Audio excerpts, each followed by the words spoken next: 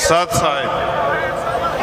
जय गुरुदेव, धन गुरुदेव। भाइयों, यदि आप भाई चंद्रशेखर को इतना दिल से चाहते हैं तो आप नीचे बैठना पड़ेगा आपने। ये मेरी विनती है आप सभी से, आप नीचे बैठें। यही आप भाई का सम्मान होगा आपके दिल में, जो आप नीचे बैठेंगे। इन्हें भी बिठाने के? सब नहीं बिठाना, इस वालों को भी मैं बिठवा दूंगा। आप बोल लो जी। ये जो इस लाइन में है ना, ये संतों का और व्यवस्था के जो हमारे जिम्मेदार हैं उनका आदेश है कि आप लोग बैठ जाओ। अगर आप बैठ जाओगे तो पीछे जो लोग हैं उनको मेरी आवाज चली जाएगी। बड़ी मेहरबानी होगी अगर आप बैठ जाएं। आपसे भी कह रहा हूं भाई, बैठ जाओ यार, बैठ जाओ। बोलिए संत श्रोमणी सतगुरु रविदास महाराज की। सतगुरु रविदास शक्ति, सतगुरु रविदास शक्ति। सतनाम सत साहिब। आज गुरु गद्दी सुकरताल पर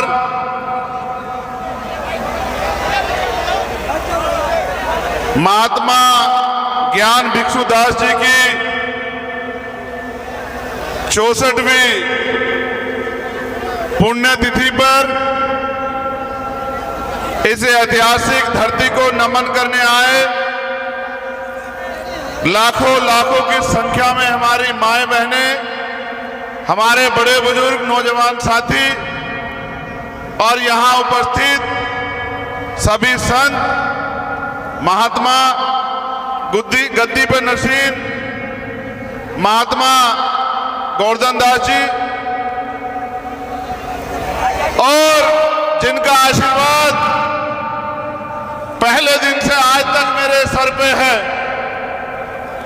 अमर ज्योति सदगुरु समनदास जी महाराज जी के चरणों में भी मैं नमन करता। बोलिए सदगुरु समनदास महाराज की।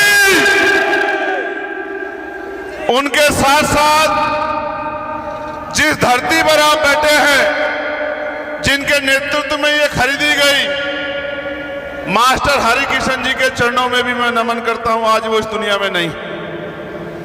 आज हम यहां शांति से बैठे हैं, लेकिन इसको तैयार करने में बहुत बड़ा योगदान है। और जितने भी रविदासिया धर्म के इस मिशन को आगे बढ़ाने वाले हमारे संत, गुरु और गुरु प्रेमी, गुरुमुखी जितने यहां, मैं उनको भी धन्यवाद देता हूं, उनके पर चरणों में भी नमन करता। सम्मानित इस सत्संग में उपस्थित कई प्रदेशों से आए सतगुरु जी के प्यारे, संगत में बैठे सत्संगियों,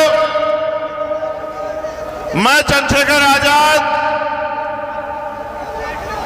ये सच है कि आप लोगों ने अपने आशीर्वाद से मुझे एमपी बनाया, लेकिन मैं समाज का बेटा ही हूं, समाज का बच्चा ही हूं और जब तक जीऊंगा समाज का बेटा और बच्चा ही रहूंगा। मेरी बात को आप याद रखना।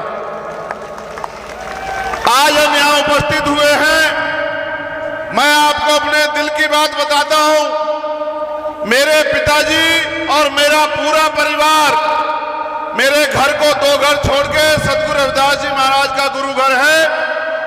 मैंने उनके अलावा किसी दर पे मत्था नहीं टेका पूरी जिंदगी।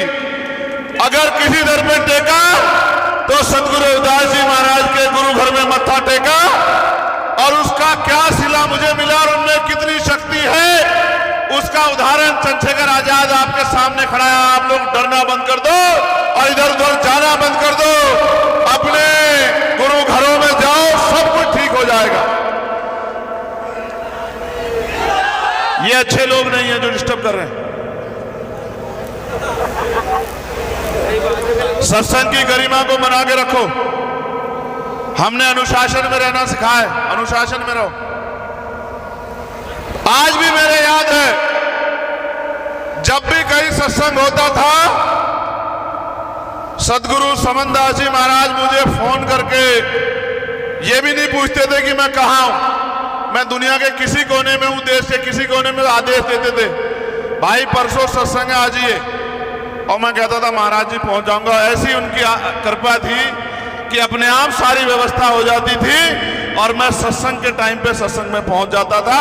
हमारे तमाम जो जिम्मेदार लोग हैं वो जानते होंगे, मैंने बहुत सारे सत्संग हजार किलोमीटर की दूर से आके पूरे किए, क्योंकि उनका आशीर्वाद जब कोई कहता था, जब वो गुरु गद्दी पे बैठते थे कि इनके सर पे हाथ रख दो, तो गुरुजी गुस्सा होकर कहते थे कि हाथ क्या, मेरा पूरा आशीर्वाद इसके साथ, और ये एक दिन पूरी दुनिया में समाज का नाम रोशन करेगा। इतनी जोर से चिल्ला के वो कहते थे। और जिस दिन वो इस दुनिया से गए, पूर्ण हुए, ऐसा लगा कि सब कुछ रुक गया हो। लेकिन मैं धन्यवाद दूंगा इस गुरु गद्दी पे नसीब जो महाराज गोवर्धन दास जी हैं और उनके सहयोगी ने भी इस मिशन को फिर से खड़ा कर रखा है। मैं उनके चरणों में भी नमन करता हूं। मेरा आपसे कहना है, महाराज की, मेरा आपसे कहना है, सदगुरु रविदास जी महाराज कोई साधारण गुरु नहीं थे। उन्होंने जो कहा दुनिया में उसकी कोई तोड़ नहीं है। 600 साल पहले वो जो कह के गए, जो दर्शन उन्होंने दिया, विरोधियों ने उस दर्शन को दुनिया के बीच जाने नहीं दिया। अगर उनके विचार दुनिया के बीच चले जाते, क्योंकि दुनिया में व्यक्ति राज नहीं करता, विचार राज करता है, और जो विचारों से जुड़ जाता है उन्हीं का राज आ जाता है। जब तमाम तरफ राजा महाराजा राज करते थे, 600 साल पहले उन्होंने ऐसा चाहूं राज में जहां मिले सबन्नु अन्न और छोटे बड़े सब संबसे, रविदास रहे प्रसन्न। ऐसा राज जहां कोई ऊंच नीच ना हो, कोई छोटा बड़ा ना हो, कोई भेदभाव ना हो, कोई गरीबी अमीरी ना हो, किसी बहन बेटी का अपमान ना हो, किसी को खाने के लिए अन्न की, तन ढकने के लिए कपड़े की और सर ढकने के लिए छत की, पीने के लिए पानी की कोई समस्या ना हो, सब लोग मानवतावादी राज में रहे। ऐसे राज की कल्पना 600 साल पहले की। अगर ये राज की कल्पना जो लोग उस समय के सत्ता में स्थापित लोग थे कोई कर देता तो पूरी दुनिया में जय जयकार होती। लेकिन हमारे गुरुजी को और उनके विचार दर्शन को बहुत लंबे समय तक रोकने का प्रयास किया गया। मैं तो धन्यवाद देता हूं हमारे सिख भाइयों का कि उन्होंने गुरु ग्रंथ साहिब में सदगुरु रविदास जी वाणियों को सबसे ऊपर रखा, उनका इतिहास जिंदा रखा। और सदगुरु जी ने कहा मैं समाज को भी संदेश के तौर पे कह रहा हूं और बात सुनना, आपको समझ आएगी।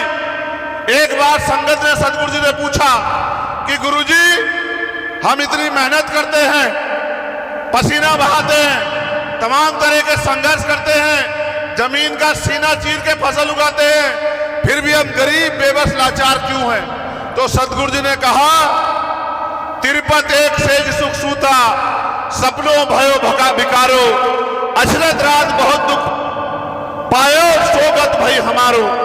इसका मतलब यह है कि इस देश में हमारे जो पूर्वज थे वो सुख शांति से अपने जीवन को जीते थे, राज में जीते थे।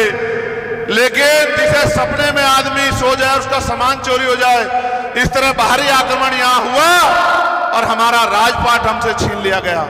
जिनका राजपाट इस देश में होता था, आज बुरी बात है मुझे संतों के बीच में कहना पड़ रहा है कि आज उनकी बच्चियों पे भी जुल्म जाति की जाती है, मूछें रखने पे, पगड़ी पहनने पे उनके साथ जुल्म किया जाता है, यहां तक कि घोड़ी पे बैठने पे भी जुल्म किया जाता है। इसका कारण यह है कि अगर आप अपने गुरुओं की बात पे नहीं चलोगे, संतों की बात पे पहरा नहीं दोगे, तो फिर आपकी तरक्की नहीं हो सकती। आप किसी के बाप को